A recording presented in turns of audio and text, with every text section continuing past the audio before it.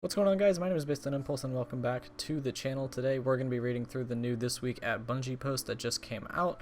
Not a whole lot to say, but right now there is the event thing kind of going on with the collector's editions and the ARG codes and all that stuff. I don't really understand what's happening, but if you want to try to get a better understanding of it, I suggest going and checking out Raid Secrets over on Reddit. I'll link that down in the description if you want to check it out. Also, before we get into the video, thank you again for 2,000 subscribers. I've been taking a little bit of a break from uploading, get all my ducks in a row before Beyond Light comes out, getting ahead on schoolwork and all that kind of stuff.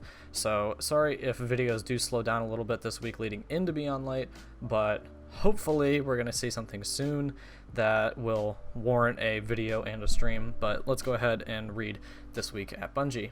They say this week at Bungie we're beginning our descent to Europa. Every release we have a long conversation about what we should show our players leading up to launch and what we should leave for players to discover. We want to build up the sense of wonder as a new season or expansion makes its approach without spoiling everything that's coming. With just a week to go before launch, we've almost reached our destination. So this is the trailer that they put out, I believe, last week, and then this is the roadmap that also got put out last week, which I talked about in my video about if you should return to Destiny for Beyond Light. If you do want to check that video out, I'll put a card on the screen right now. But moving on, it's all in the patch. Oh boy. Over the past few weeks, our goals have been to set expectations. We've covered the DCV, upcoming sandbox changes, gambit tuning, and more. These updates aren't mind-blowing or overly game-changing. They're just nice little morsels to chew on in the final days leading up to launch. In any case, we hope you like the following quality of life appetizers before your final meals delivered on November 10th. Archives, beginning November 10th, 2 new kiosks will be available in the tower. First up, the quest archive will be found next to Postmaster. Our hope is that this removes some of the confusion when trying to track down that odd quest you previously discarded. Additionally, this will be the place for any veteran players to pick up the new light quest on November 10th if they have a strong desire to experience new player tutorials and the reintroduction to the Cosmodrome. Alright, next up, the Momentum to Lost Light Exotic Archive can be found by the Vault. Here, players may acquire various exotics, legendary pinnacle or pursuit weapons that once were available through now retired quests. As many of these exotics were tied to lengthy quests or difficult objectives, we wanted to make sure that their prices reflected those previous efforts. Players will need an amount of glimmer, destination materials, masterwork materials, and an exotic cipher or an ascendant shard in order to purchase the exotic or legendary they desire.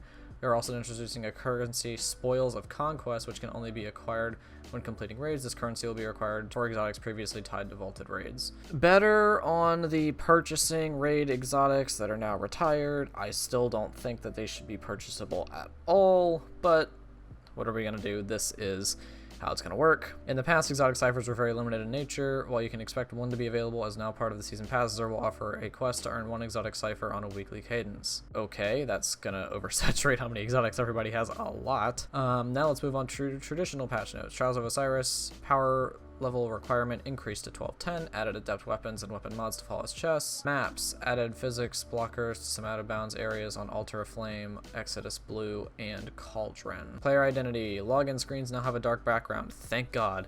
Updated the full screen menus to have a dark background style, thank God. Player waypoints now display season rank HUD waypoints. Okay, so that's what we saw when we saw somebody was like level 30 in a trailer. Added toggle functionality to character screen, allowing the player to make a choice between light and dark subclasses. Character screen visuals updated depending on player choice between light and dark. Okay, cool. Character creation, change selection from male, female to masculine, feminine. Okay.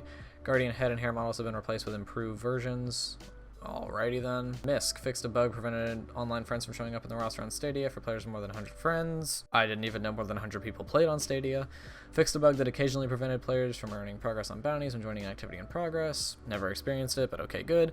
This most notably impacted Iron Banner bounties that could cause players to have their artifact power bonus enabled during Iron Banner matches. Oh, thank you for fixing that. That took long enough. Few sandbox changes. Travelers chosen, reduced muzzle flash intensity, good. Point of the stag, okay, no one cares.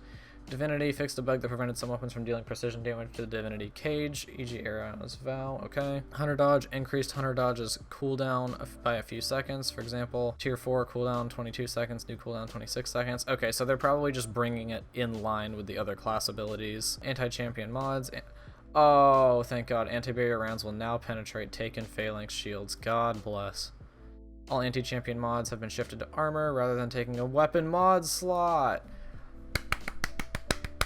Huge, actually huge. Orbs of light have been changed to orbs of power as they can now be consumed by light and dark subclasses. Okay, whatever, but that is amazing, and I love this so much. Thank you, Bungie. I love you all.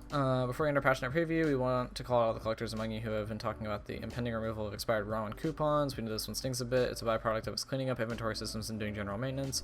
We want to provide a parting gift before these coupons are tossed in the bin. These coupons can't be redeemed for spicy ROM, but they decorate your desktop for as long as you desire. Okay, that's cool. New Bungie merch, alrighty. Oh, okay, so this will be the new emblem for buying something off the Bungie store. Okay, this actually looks pretty nice. And this must be specifically like an exclusive thing for that time frame. This must be like the seasonal emblem for purchasing something. I actually love this emblem. And then Shattered Harmony is available with purchase of the Beyond Light original soundtrack. Okay, that one's nice too. All those emblems actually look pretty good. This one, I really want this one. I'll probably have to buy something off the Bungie store to get that. Maintenance and preloads. Background maintenance for update 3.0.0.1 will begin. In preparation for downtime, players will be removed from activities and be required to download a small update.